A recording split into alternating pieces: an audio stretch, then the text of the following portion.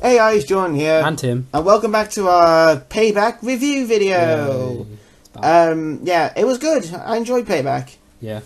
Yeah, it's the first pay-per-view after WrestleMania, and it was the Raw pay-per-view. The better one. No. Always the best show. You're kidding. No. There was 8 matches on this pay-per-view if you include the pre-show. We will cover the pre-show. Again, I sort of fudged up by not uploading the predictions video yesterday. Stupid idiot. And I fucked up by not putting the microphone in there last. Yeah, we had to record this again because Tim didn't put the microphone in correctly. Well done. So even. Yeah. So again, this is our I'll give our predictions before the matches, and then when I say them, and then we only differ on one match, thankfully. And I remember everything, so we'll let you guys fill it in when we get them. First match was the kickoff match. Enzo Amore and Big Cass versus Luke Gallows and Carl Anderson, a.k.a. The Club. We both predicted Enzo and Cass to win, and that did indeed happen. Enzo and Cass got the win, and it made the Club look very stupid. They seem to be like the bottom feeders of the tag team division now. The jobber tag team. Yeah, which is very... It makes me sad. Aww. Makes me very sad. Up next was Miz TV, again in the pre-show, with special guest Finn Balor. The Demon King sort of, kind of called out Brock Lesnar, kind of, not really. He basically said he wants the Universal Championship back after he relinquished it. So, maybe calling out Brock Lesnar, maybe.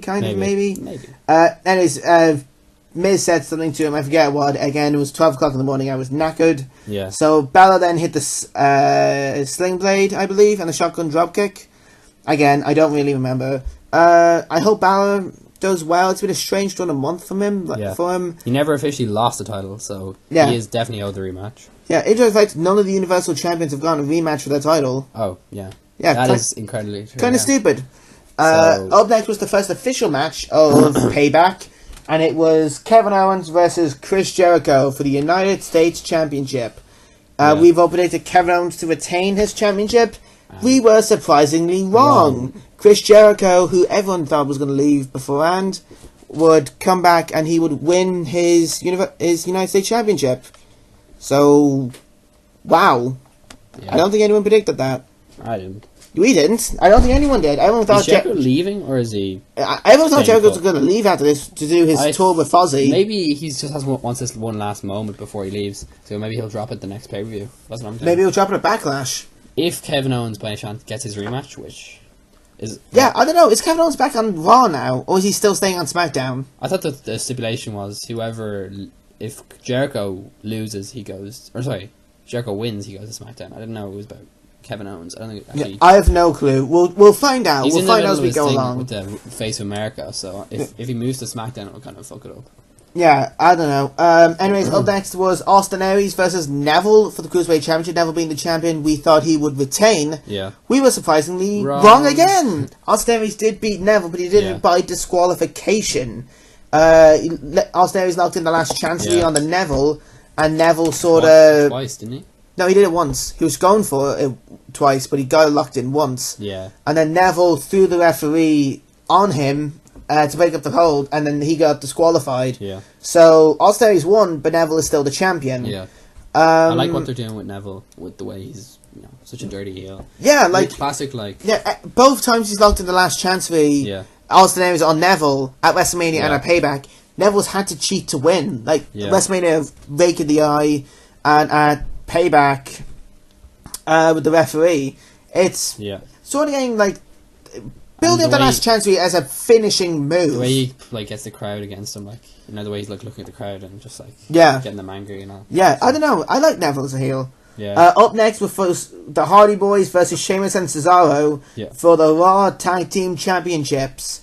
We both thought the Hardys would retain their belts, and we did. Yep. We did. We predicted that the Hardys would win, and they did. They bet Cesaro. Jeff Hardy ending the match with a swanton bomb on Sheamus. And they got the pinfall. There was a handshake after the match, and the Hardys continued to celebrate. And then Cesaro attacked them. after the match. So Cesaro have now kind of officially turned heel by beating up the Hardys, and may have sparked the debut of the Broken Hardy characters. Well, Broken Matt and Brother Nero. Yeah. Do you think that might happen? Yeah, I think so. It's definitely hinted. I know, in this match, Yeah, Matt Hardy was doing more and more of his, like, broken things. He even did the deletes. Yeah. And he was also doing, like, his, like, wonderful sort of thing. Yes, that's quite soon down the line, I'd say, it's going to happen. Yeah, Jeff Hardy hasn't really been doing anything of the Brother Nero stuff, though. Do you think Matt is going to get broken? Matt and Jeff will still stay normal. I don't think singles. I think they'll still tag, but I think Jeff will be like himself, normal Jeff Hardy, and then Matt will be broken. Do you think he'll be trying to keep Matt Hardy from becoming broken? Maybe that could be good. He's like, oh, not this crap again. And he has to try to stop Matt from becoming broken. And in the end, he fails. Yeah, he fails. Pretty much he fails. Up next was Alexa Bliss versus Bayley for the Raw Women's Championship. We predicted Bayley to attain her belt. Actually, we predicted out of the 4 championship matches, we all predicted that the champions would retain their belts. Which was a bad thing to do. Yeah, we were wrong. Alexa Bliss bet Bayley to become the first woman on the roster to hold the Raw and SmackDown Women's Championship. Yeah. So fair play to Alexa Bliss. It was a very good match. Very good match. Yep. Again, a logical finish where she, again, after a pinfall, Bayley's head shot into the LED board, and that sort of discombobulated her. And then that led Bliss to do a DDT to the win. So it's a logical finish, which I like logical finishes in matches. Yeah. Probably the main feud over the summer will be Bliss versus Bayley, and I think they may hold off Sasha versus Bayley for the title until WrestleMania, and I think that would be a good idea. Yeah. Sort of build up Bayley more as like an underdog, build Banks more as like maybe dominance, give or take. Yeah. What do you think is happening with Bliss? I think Bliss, when she loses the title, I think she'll feud with either Mickie James or Nia Jax. I'm not entirely sure. And into the next match, it was the pre-taped part of the House of Horrors match. Yeah. Oh my god, this was bad. Gosh, it was bad. It's probably, besides Enzo and Cass, because again, I think the wrong people won. Yeah. This is just flat out the worst match of the night, by far. Yeah. If you can call it a match. If you can call it a match, yeah. A back and forth. It wasn't really, it was a brawl. It was a brawl. Yeah, it was a brawl. It was just a brawl. Basically, Randy Orton showed up to Bray Wyatt's summer house, and it was all blue LED things, and then Wyatt sort of ambushed him, then he went away, then they ambushed him again. Then Orton bet him up for a little bit, then they went to the kitchen, and then Bray Wyatt bet him up, then Orton bet Wyatt up, then Bray dropped a fridge on Orton, then Bray stole Randy's limousine. It was bad. It was really bad. It wasn't worse. Yeah, up next. But it just a bit boring. That was all the pre-taped stuff. Yeah. After that was Seth Rollins versus Samoa Joe during like an intermission of that match. It's alright, yeah. It was a solid match. It was very good. Good psychology with Rollins' knee thing. Again, Seth Rollins can't really sell with his knee injury since all his moves are like high octane and high energy. Yeah. I think either he should drop that injured knee stuff because it's only going to hinder him now from here on out. Again, a good solid match. Seth Rollins did get the win, which we didn't predict. We predicted Samoa Joe to win. Seth Rollins did get the win, where he still did a fisherman's carry into a pinfall, while Joe locked in the Coquita clutch. Yeah. And Rollins has pretty much escaped with the win. Yeah. And now we're back to the House of Horrors match. Yay! Yes, so then what happened was Bray Wyatt stumbled to the ring, let's say. Yeah. It was pretty much a stumble. And then Orton appeared behind him after he blew out his candle. Why was Orton there? Doesn't matter. It's punching time. How was he still alive, and how did he get there first? Doesn't matter. Punching time. Exactly. That's pretty much how it's magic, I guess. Even though anyone's never been shown to be magical. Magic. Yeah. Anyways, Orton pretty much bet the purple pudding out of Bray Wyatt for a good bit. Yeah. And then out came the Bollywood boys. Yeah, you can see where this is going. Owen pretty much tossed him out of the ring. Yeah. He hit an RKO on Bray Wyatt from out of nowhere. Yeah. And then Jinder Mahal appeared from out of nowhere and clonked Randy in the back of the head with the WWE Championship, which he stole from him from SmackDown. Then I think then Bray Wyatt hit his sister Abigail, 1, 2, 3. Bray Wyatt wins. Makes Wyatt look really, really bad because he had to have 3 jobbers to help him in his signature match. Yeah. And then he couldn't finish him off in the House of Horrors, which is his speciality, considering he was the one who, like...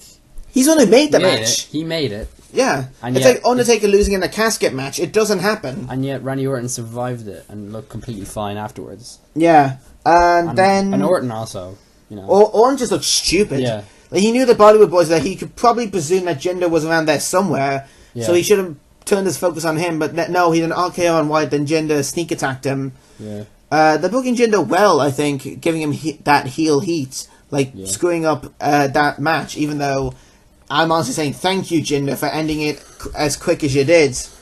Now, up next was the main event, Roman Reigns versus Braun Strowman, in a regular match. It's been rumoured whoever's going to win this match would win the thing. We both said Bray Wyatt to win the House of Horrors match. Yeah. Sorry about that. I forgot about that. I just got caught saying it was bad. I predicted Braun Strowman to win. Tim predicted Roman Reigns to win. I was right. Tim was wrong. Logic doesn't work. Braun Strowman got the win. I thought it would be a DQ. The best person won. Yeah. Braun was like an absolute star. And to be fair, I'm critical of Reigns. Yeah. But Reigns helped Strowman look like a star. He did amazing selling during that match. Yeah. He did very good selling. Braun won, again, two running power slams, which is his finisher, I think. Is it? I think so, yeah. I think it's a different finisher. No, it's that. Are you sure? Yeah, I think for the smaller guys, he does that reverse choke slam. Yeah, that's what I was thinking of when he was doing... for the smaller guys, he won't do that to Roman Reigns. You couldn't get him up, then slam him down. I suppose. Then, something interesting happened. Braun decided to have that murder Roman Reigns idea again. Which he took the steel stairs, placed them in the ring. Well, threw them in the ring, I should say. Yeah. Climbed back in the ring, set them up, and he did like a like a power slam. But then he bonked Reigns' head off the stairs. Big dent in the big dent, yeah. And then he lifted them up over his head and slammed them down on Roman's ribs. Yeah. And had Roman coughing up blood. I don't like Roman, but I hope it was fake blood because I don't want to see anyone coughing up blood after a WWE match. Again, Strowman getting the win, and I think me and Tim have agreed that again I lost the WrestleMania, so I had to do that punishment, but we struck that punishment from the record books. Even though it was a good punishment. Yeah, by me not giving Tim a punishment this time round. What was the punishment again? Reddit 50-50 challenge. Oh yeah. I'm not doing that now because I'm not giving Tim a punishment. How about the next time that happens? No. Okay, we'll leave it. Leave it, yeah. That's sensible. Again, hope you guys enjoyed Payback. Looking forward. It was a good show. What was your marks out of 10? 8. I'm going to say 8. I enjoyed it. 8. Again, downsides, Enzo and Cass winning. Again, I'm getting a bit tired of them. Yeah. And then the House of Horrors match was a complete cluster of a match. How about you? Yeah, 8 out of 10 as well. Right, good. I enjoyed it. Match of the night for you? Chris Jericho versus Kevin Owens. I thought that was a really decent match. Yeah, I'm going to say Austin Aries versus Neville. Yeah. Because of it was a very good match, first of all, and the psychology. Yeah. Like, Neville had to cheat to beat Aries again. So that's going to set up a third match, possibly under no disqualification rules. Yeah. So I think they're doing some good stuff with the Cruiserweight Championship. That was Payback. Hope you guys enjoyed Payback. And our review of Payback. If you did, be sure to like and subscribe. And we'll see you guys later. Take care. Bye.